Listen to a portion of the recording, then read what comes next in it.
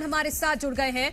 मध्य प्रदेश से हमारे साथ डॉक्टर प्रेम व्यास, प्रवक्ता भारतीय जनता पार्टी, जुड़ गए हैं। आनंद जाट जो प्रवक्ता कांग्रेस हैं वो हमारे साथ जुड़ गए हैं। डॉक्टर सत्यप्रकाश शर्मा वरिष्ठ पत्रकार हैं। आप तीनों का बहुत बहुत स्वागत है। तो छत्तीसगढ़ से हमारे साथ नितिन बंसाली जो प्रवक्ता है कांग्रेस के, सुनील चौधरी बीजेपी का पक्ष रखने के लिए हमारे साथ हैं, के शर्मा वरिष्ठ पत्रकार हमारे साथ हैं। आप सभी का बहुत बहुत स्वागत है। सबसे पहले मध्य प्रदेश को लेकर बातचीत कर लेते हैं कि मैं आपके पास आना चाहूंगी आनंद जाट जी। 24 योद्धाओं का ऐलान किया गया है भारतीय जनता पार्टी की तरफ से। आप क्या कहेंगे इस लिस्ट पर, और आपके उम्मीदवारों की जो चर्चा है वो कहां तक पहुंची है? देखिए, ये लिस्ट जो है ये दिखाती है भारतीय जनता पार्टी का डर। किस प्रकार से जो है नए युवाओं की अनदेखी इस लिस्ट में मध्य प्रदेश की 24 सीटों पर भाजपा ने की है। स्पष्ट दिखाता है कि पुराने थके हुए चेहरे जिनमें विधायक भी हैं। एक और बात ये भाजपा कभी कहती थी कि एक परिवार से एक व्यक्ति को टिकट दिया जाएगा। अभी रतलाम में जो है मंत्री महोदय की पत्नी को टिकट दिया है। वो दिखाता है कि भाजपा की परिवारवाद के खिलाफ जो लड़ाई है वो पूरी है। और भाजपा ने जिस प्रकार से ये टिकट दिए हैं वो दिखाता है कि मध्य प्रदेश की जनता में बदलाव के लिए बहुत उत्साह है और भाजपा डरी हुई है। तभी तो मतलब आप कह रहे हैं कमजोर प्रत्याशी उतारे हैं, आप यही कह रहे हैं? नहीं, कमजोर प्रत्याशी नहीं उतारे, नए प्रयोग करने से बची है भाजपा ने विदिशा से एक विधायक जो पूर्व मुख्यमंत्री हैं उनको वापस। ठीक है आनंद जाट जी, एक मिनट। मैं आपने जो 3-4 बातें कही है ना, एक मिनट, आपने जो 3-4 बातें कही है, पहले मैं उस पर काउंटर ले लेती हूँ डॉक्टर प्रेम व्यास जी से, फिर मैं आगे। कांग्रेस का पक्ष भी पूछा है मुझसे। अच्छा बोलिए 30 सेकंड और। तो हाँ, ये जो पूरी प्रक्रिया कांग्रेस में चल रही है, पैनल तैयार हो गए हैं। हमारी केंद्रीय चुनाव समिति आज या कल में बैठेगी और इसके बाद अगले सप्ताह में टिकट के नामों का ऐलान हो जाएगा। तो कांग्रेस पूरी तयबद्ध प्रक्रिया के साथ आगे बढ़ रही है। चलिए ठीक है। डॉक्टर प्रेम व्यास जी, आपने सुना, परिवारवाद का आरोप आप पर लगाया है, हारे और थके हुए चेहरे आपने उतार दिए हैं, युवाओं को आपने मौका नहीं दिया है। पहले भी फॉलो की गई थी जब हमने पुरानी कुछ सीटों पर विधानसभा चुनाव में कुछ नामों की घोषणा कर दी गई थी और कांग्रेस इतर उन्हीं नामों को लेकर कटाक्ष करते नहीं थक रही थी। और उसके बाद में क्या हाल हुआ विधानसभा चुनाव में, ये मेरे मित्र बहुत अच्छे से जानते हैं। अभी हमने जो चुनाव कराया निश्चित रूप से एक स्ट्रक्चरल डेमोक्रेटिक प्रोसेस के तहत कराया, जिसमें सभी समाज सभी वर्गों को अपना प्रतिनिधित्व दिखे। 140 करोड़ लोगों का जो एक सुंदर गुलदस्ता है, वो सभी समाज सभी लोग चाहते हैं कि उनको अपना प्रतिनिधित्व दिखे। इसकी हमने चिंता की है। हमने लगभग 100 से ज्यादा ऐसी सीटें थी कि जहां पर पिछड़ा, ओबीसी, एसटी, एससी सभी वर्गों को प्रधानता के साथ में अपना पक्ष रखने के लिए अपना एक प्रतिनिधि देने का कार्य करा है। वहीं कांग्रेस की परिस्थिति क्या है? अखिलेश चिरकुट नेता। अब ये तो अभी अपने ना तो गठबंधन तय कर पा रहे हैं ना सीटें तय कर पा रहे हैं। प्रेम व्यास जी, मुझे लगता है हम शब्दों की थोड़ी मर्यादा रखेंगे। हम ऐसी कोई मैं पुनः आपसे पुनः अवगत करूंगा, ये शब्द मेरे नहीं थे। ये शब्द कमलनाथ जी के थे और माननीय अखिलेश जी के थे। ये भारतीय जनता पार्टी के शब्द नहीं है। तो वो उसको क्लियर करके चलिए ना। दूसरी क्लियर करके चलिए। ये बिल्कुल मैं क्लियर कर रहा हूँ, ये मेरे शब्द नहीं, मेरे कांग्रेस के मित्र बहुत अच्छे से जानते हैं, समाजवादी पार्टी के मित्र अच्छे से जानते हैं। दूसरी बात है, लेकिन ये बताइए ना, 6 सांसदों की टिकट क्यों काट दिए? मैंने आपको पुनः बताया कि एक स्ट्रक्चरल डेमोक्रेटिक प्रोसेस के तहत हर बार टिकट तय की जाते हैं। जिस व्यक्ति का प्रतिनिधित्व, जिस व्यक्ति की आवश्यकता जहां होती है वहां उसको प्रतिनिधित्व दिया जाता है और जिस क्षेत्र में उसकी आवश्यकता होती है वहां दिया जाता है। आप देखिए ना, इसके पूर्व में शिवराज सिंह जी चौहान के लिए कहा जा रहा था कि शिवराज सिंह जी चौहान को अलग कर दिया, अभी लोकसभा में उनको प्रतिनिधित्व दिया। ऐसे कई नाम है हमारे मध्य में। दूसरा, नेता, नीति, निर्णय और नेतृत्व ये तय करता है। अभी चारों चीजें हमारे सामने वाले दल के पास में एक भी नहीं है। ठीक है। डॉक्टर सत्यप्रकाश शर्मा जी वरिष्ठ पत्रकार हैं, और वरिष्ठ पत्रकार होने के नाते मैं चाहूंगी डॉक्टर सत्यप्रकाश जी, आप जो बीजेपी की ये 24 नामों की जो लिस्ट आई है, इसको डिकोड करके क्या बातें हैं जो भारतीय जनता पार्टी के पक्ष में जा रही हैं और क्या बातें हैं जो जिससे लग रहा है कि शायद कहीं कुछ गड़बड़ हो जाए, मिशन 29 पूरा ना हो पाए? देखिए मनु जी, कोई भी लड़ाई हो, चाहे वो इलेक्शन बैटल हो या दूसरे प्रकार की, उसमें सबसे महत्वपूर्ण चीज होती है उसमें वेपन्स जो यूज किए जाते हैं।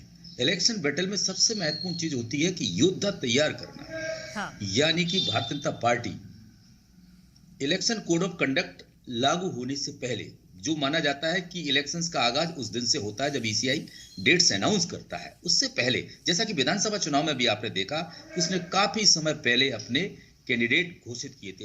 हाँ। 29 में से 24 डिक्लेयर करना भारतीय जनता पार्टी की प्रथम दृष्टया स्ट्रेटजी पता लगती है कि इलेक्शन के प्रति वो कितनी गंभीर है। हाँ। एक एक्सेप्शन छोड़कर भारतीय जनता पार्टी जब से नरेंद्र मोदी या अमित शाह की जो पार्टी मानी जा रही है, उस समय से वो लगातार डायनेस्टिक पॉलिटिक्स या गांधी फैमिली पर अटैक करती रही है। लेकिन इस लिस्ट में एक चीज पति पत्नी, एक पति मंत्री हैं और पत्नी को टिकट दिया गया है। कहीं ना कहीं ये भारतीय जनता पार्टी को घेरने के लिए कांग्रेस को एक बड़ा मौका इसमें दिया गया। लेकिन एक चीज बड़ी अच्छी, मध्य प्रदेश की पॉपुलेशन को ध्यान में रखते हुए, यहाँ के फार्मर्स को ध्यान में रखते हुए, यानी कि ओबीसी में देखें आप कितने अधिक वोट इस 24 की लिस्ट में दिए गए हैं। हालांकि 5 टिकट ड्रॉप भी किए हैं।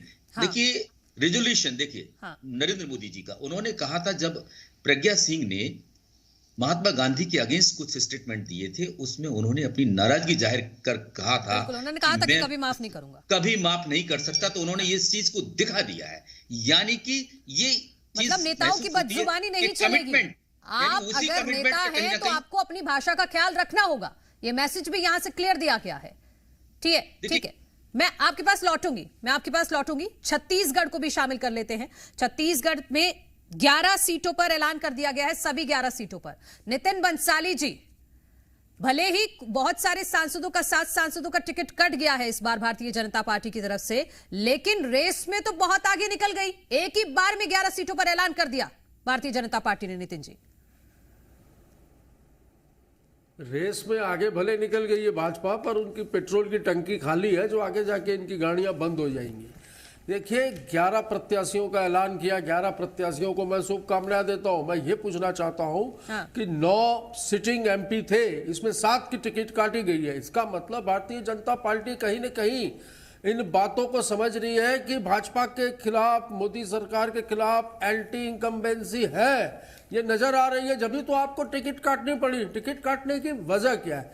इसमें आप देखिए वरिष्ठ नेता हैं जो हाल में एजुकेशन मिनिस्टर हैं छत्तीसगढ़ के, हाल ही में विधानसभा चुनाव कंप्लीट हुए हैं छत्तीसगढ़ में, उनको लोकसभा का प्रत्याशी बनाया गया। कहीं न कहीं जो वाकई एक दावेदार जो थे, लगातार यहाँ पर जो सक्रिय थे भारतीय जनता पार्टी के जमीनी स्तर के नेता और कार्यकर्ता, उनके हक को मारा गया है।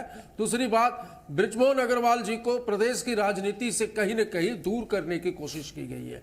सरोज पांडे को टिकट दी गई है, कोरबा से रहती, दुर्ग में सांसद, दुर्ग से रही है, टिकट उनको कोरबा से दी गई है। तो कहीं न कहीं उनकी भी राजनीति को निपटाने की कोशिश भारतीय जनता पार्टी द्वारा की गई है। तो ये सारी चीजें जो है, ये कहीं न कहीं इस और इशारा करती हैं कि केंद्र की मोदी सरकार की जो महंगाई, बेरोजगारी, इन सारी चीजों पर जो नियंत्रण ये खो चुके हैं, ये उसी की वजह से इनके प्रत्याशियों के ऊपर ठिठुरा, मुझे ऐसा लग रहा है, राष्ट्रीय स्तर पर फोड़ा जा रहा है।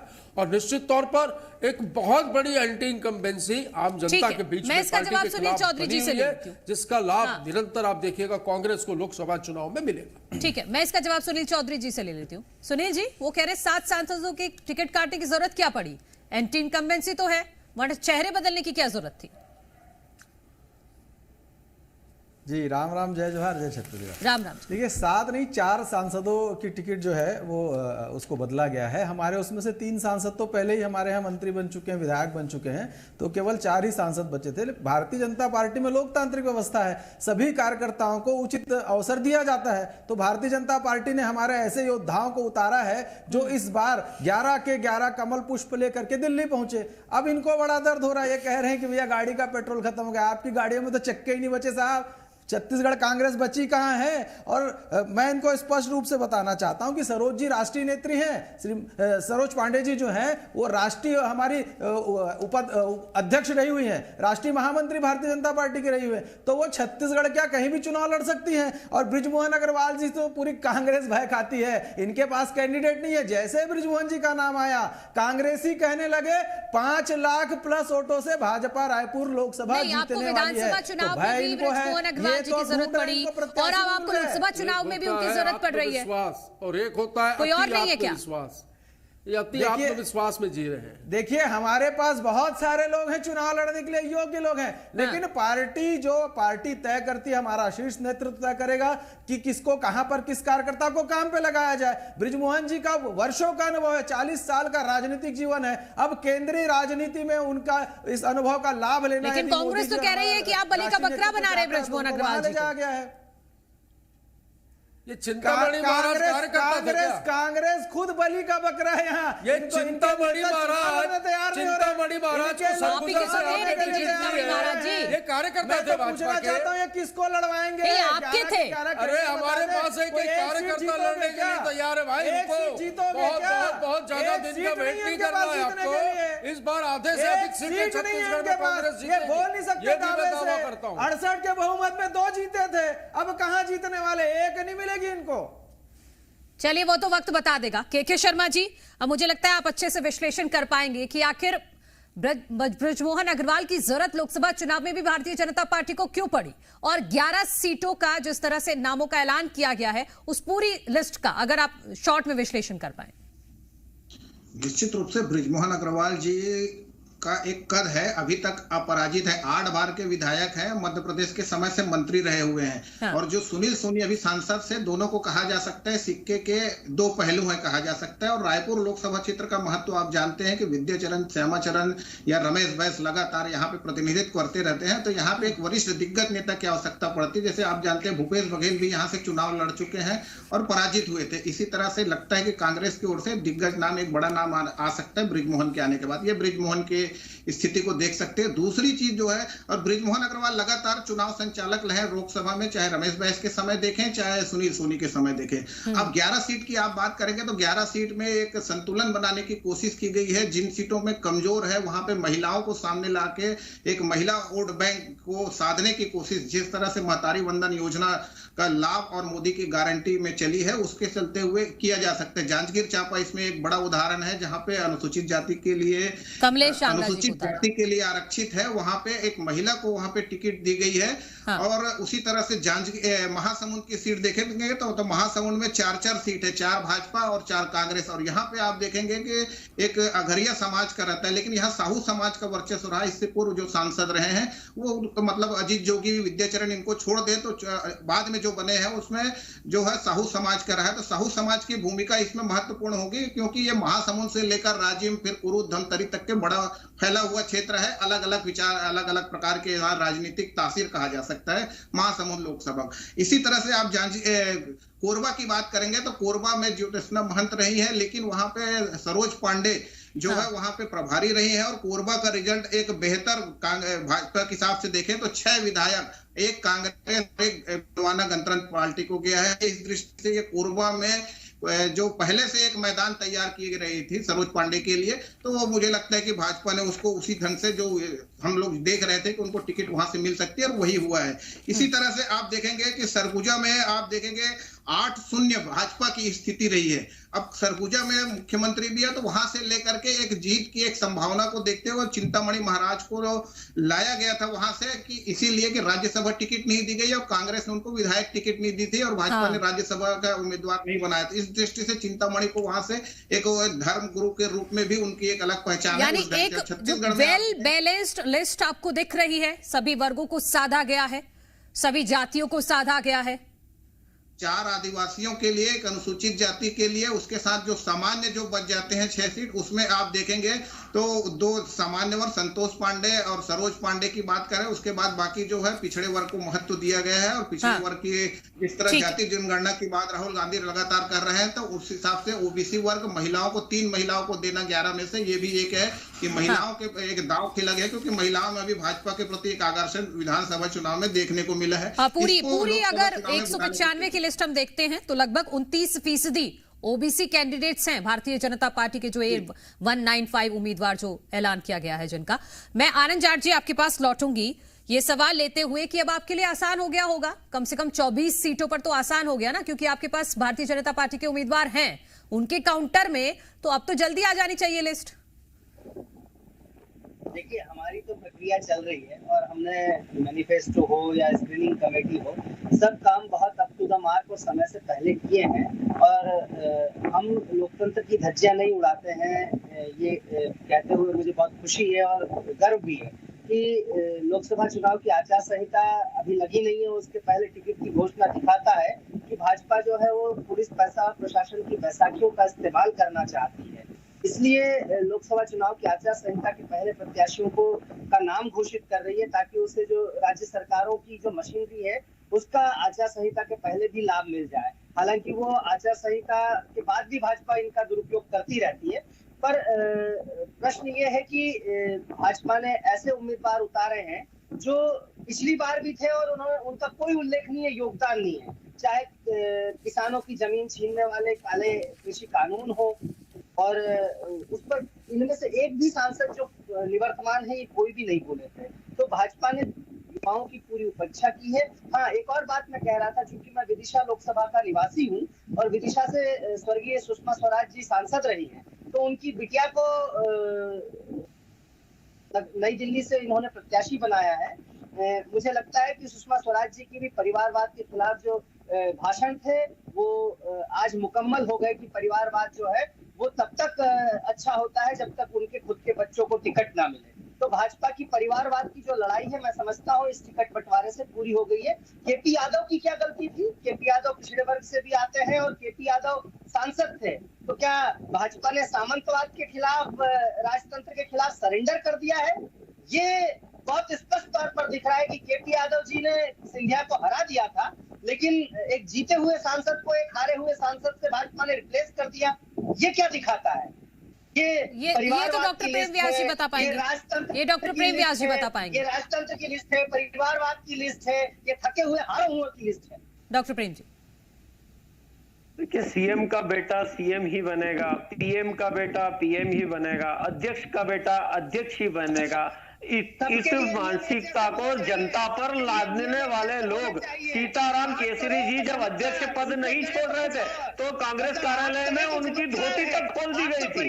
ऐसे लोग आज भ्रष्ट तंत्र, राजतंत्र, लूट तंत्र में जुड़े हुए लोग लोकतंत्र बचाने की बात करते हैं। भयानक हास्यास्पद है। आप बताइए, सुषमा स्वराज जी कब दिवंगत हुई थी?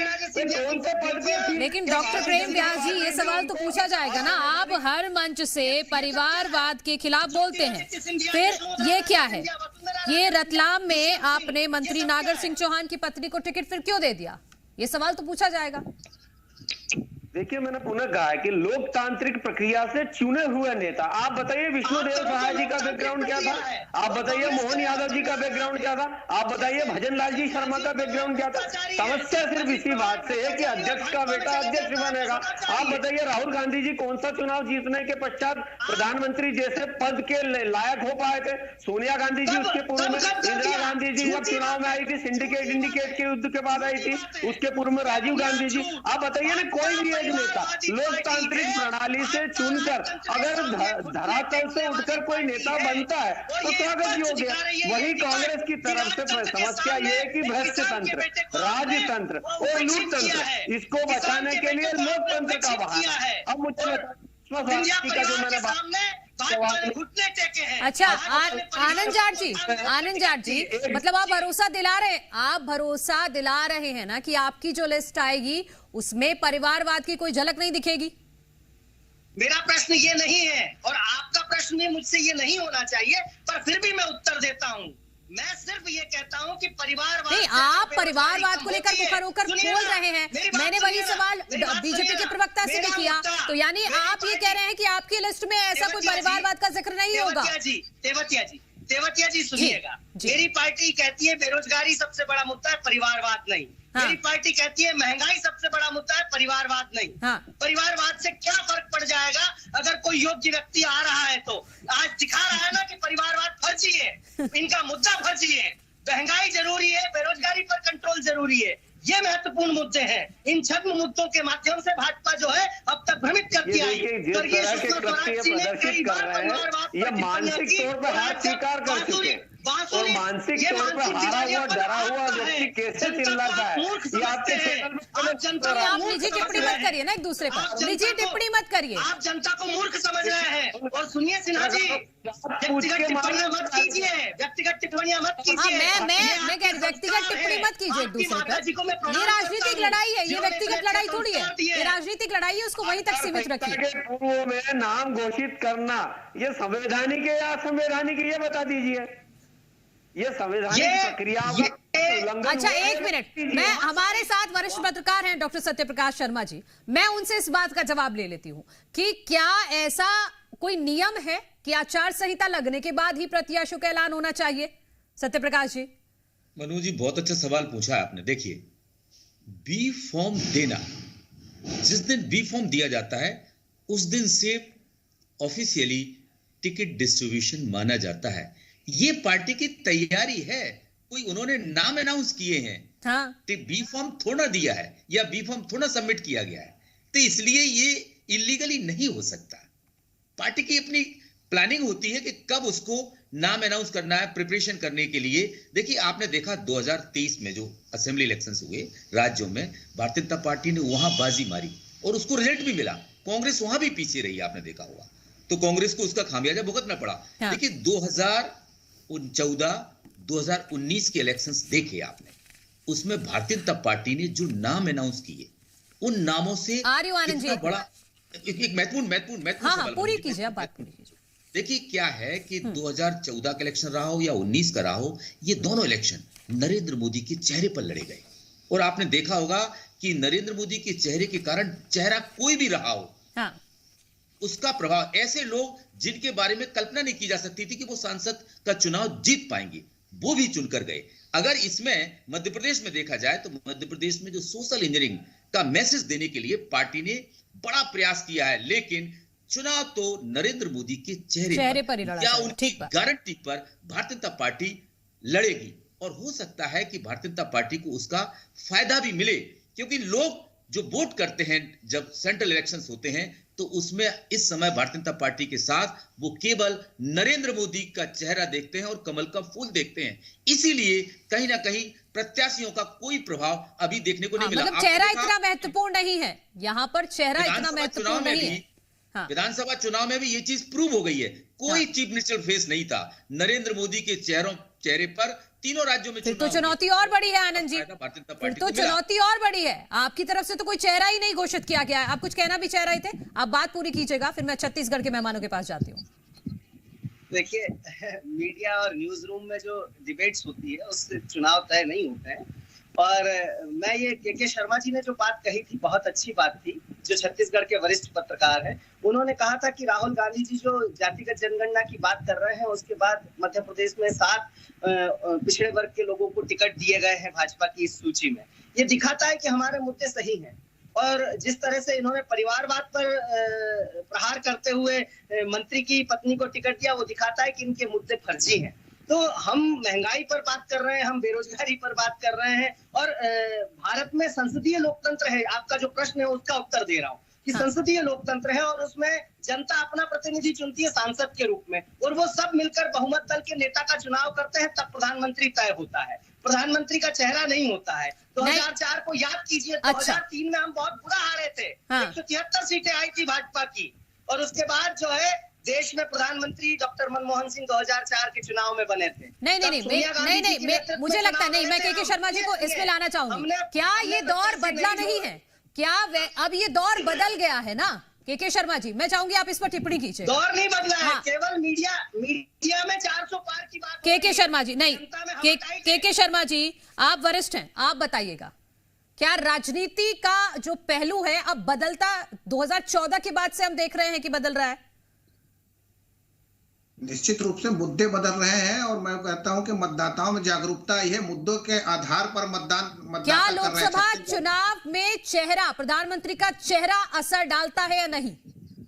निश्चित रूप से डालता है। जिस तरह से विधानसभा में भी पहली बार इस बार उपयोग किया गया, मोदी की गारंटी के नाम पर विधानसभा चुनाव जीतने में भाजपा सफल रही कहा जा सकता है। तो उनकी लोकप्रियता अंतर्राष्ट्रीय स्तर पर जो छवि बनी है वो आम लोगों तक है, क्योंकि एक परिवार के रूप में जो देश को जिस ढंग से उनके संबोधन है, जो उनका अनुभव है, उसका लाभ मिलता है। एक चीज और कहना चाहूंगा, परिवारवाद कितनी बात चल रही है, छत्तीसगढ़ में परिवारवाद को कहीं न कहीं भाजपा ने रोकने की कोशिश की है। जैसे बस्तर की बात करें तो अब तक बलिराम कश्यप और दिनेश कश्यप, उन्हीं का परिवार यहाँ पे भाजपा की ओर से रहा है। पहली बार दीपक बैज ने वहां पे इसको भाजपा से टिकट छीनने में सफलता प्राप्त की थी। इस बार एक नया चेहरा जो मीडिया पैनलिस्ट है उनको टिकट दी। एक दूसरा रमन सिंह के सुपुत्र जो पूर्व सांसद रहे हैं राजनांदगांव से, उनको टिकट नहीं दी गई है और उनके स्थान पर संतोष पांडे को फिर से टिकट दी गई, जबकि वहां पे 5-3 की स्थिति विधानसभा में रही है। कांग्रेस वहां पे 5 विधानसभा सीटों में जीतने में सफल रही थी। जी ठीक है नितिन बंसाली जी, फिर बात चेहरे पर आ जाती है। ठीक है, बीजेपी ने अपने 11 के 11 प्रत्याशी घोषित कर दिए,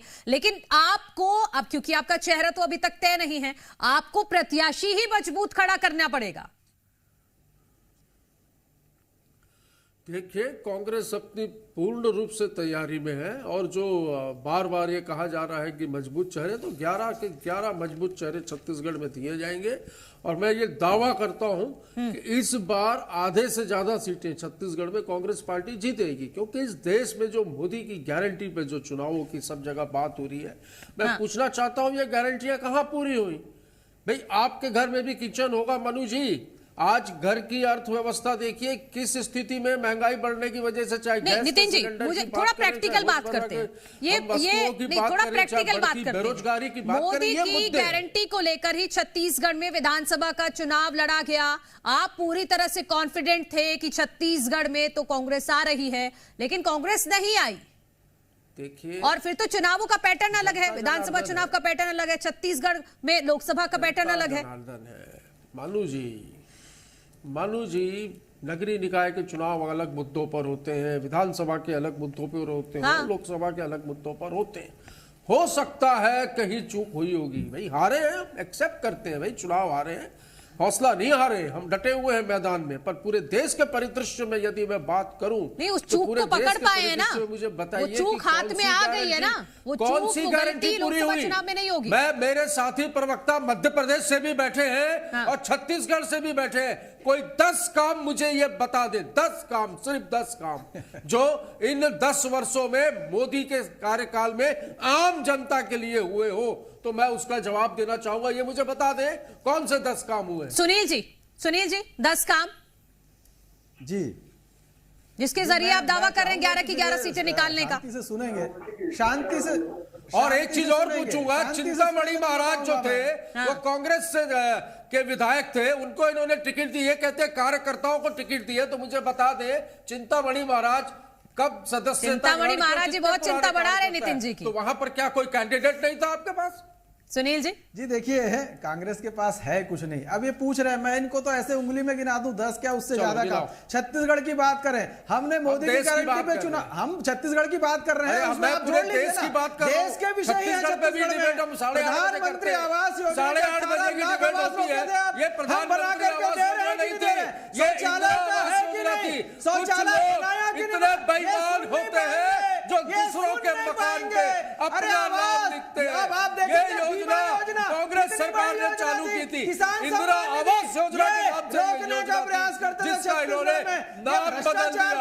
आज खाद्य सुरक्षा कानून, शिक्षा का अधिकार, मनरेगा, ये कांग्रेस की देन है, जिसको नाम बदल कर भारतीय जनता पार्टी अपनी राजनीतिक रोटियां सेकने की बात करती है। इस देश में हरित क्रांति कांग्रेस ने लाई, इस देश में ये नहीं सुनना चाहेंगे, ये करे नहीं कुछ, ये भ्रष्टाचार किए। मैं बोलना चाहता हूं, जब हमने महतारी वंदन की बात की, भ्रष्टाचार की बात करेंगे तो बहुत बोलने को है, 8 तारीख से 2 साल का बकाया बोनस 25 दिसंबर एक ही नाम झूठ बोलो, सुबह शाम और पकड़े जाओ तो जय श्री राम। ये है नितिन जी, जय श्री राम तो आप भी बोल रहे हैं, आप जय श्री राम तो आप भी बोल रहे हैं, खोज कर दूसरी पार्टियों से लोगों को लाकर जय श्री राम तो अब सबको बोलना पड़ रहा है।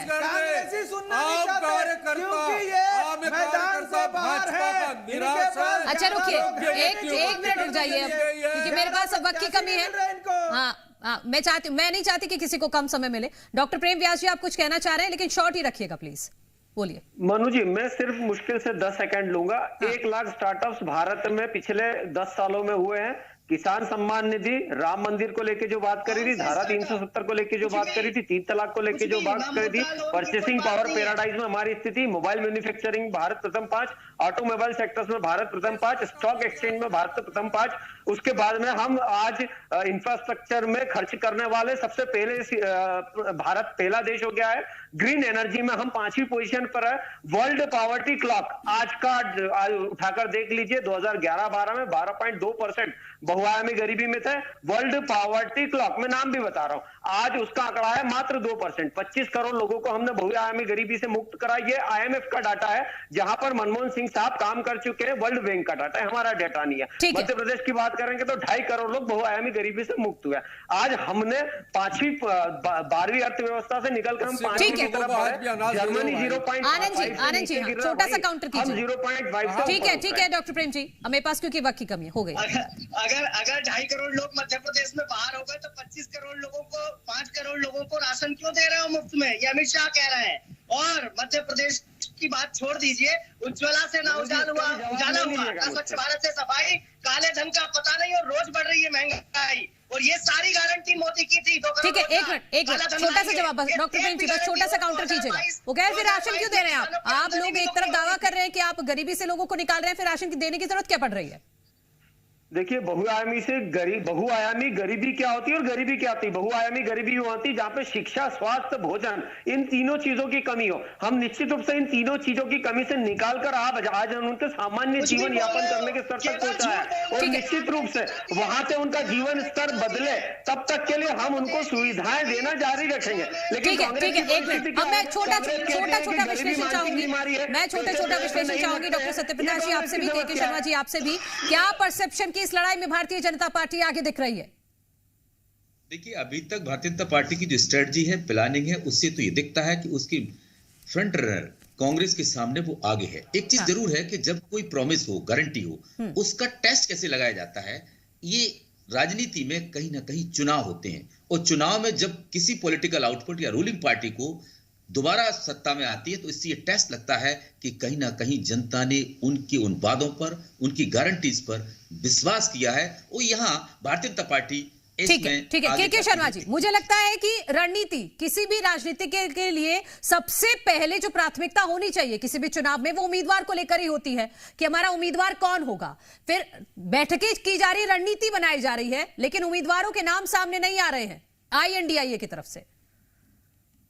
निश्चित रूप से छत्तीसगढ़ की बात करेंगे तो छत्तीसगढ़ में भाजपा ने प्रत्याशी घोषणा विधानसभा चुनाव में जिस तरह से की थी, जहां कमजोर थी, उसका लाभ उनको मिला था। ये एक भाजपा के लिए एक अनुभव के रूप में काम किया। उसके साथ ही ये कहें कि यहाँ पे जो कांग्रेस की ओर से बात करें, कांग्रेस कमजोर नहीं है, 35 विधायक है, लेकिन वरिष्ठ नेता जिस तरह से चुनाव लड़ने से इंकार कर रहे हैं, इसको रोकने के जगह में हाईकमान को वरिष्ठ नेता, यहाँ चौकड़ी की बात करें तो भूपेश बघेल, TS सिंहदेव, ताम्रध्वज साहू, चरणदास साहू, इनको मैदान में आना होगा, क्योंकि यहाँ पे आप अभी तक के 1 और 2 सीट ही जीतते आए हैं।